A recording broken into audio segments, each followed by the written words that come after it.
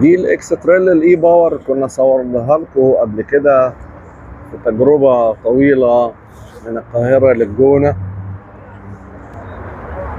العربية دي عجباني جدا، تخطفني، لان انا عشت معاها تجربة طويلة بصراحة، وحاجة مبهرة في الاداء والاستهلاك.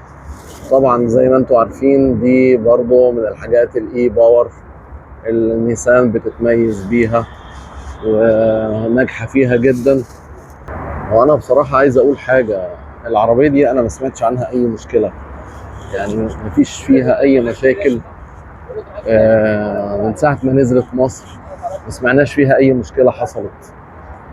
فده دليل على ان التكنولوجيا الاي باور تكنولوجيا محترمة جدا وثابتة واعتمادية، وده بصراحة يطمن اي حد ممكن يكون بيفكر في الاي باور، وانا برشحها بقوة حقيقي.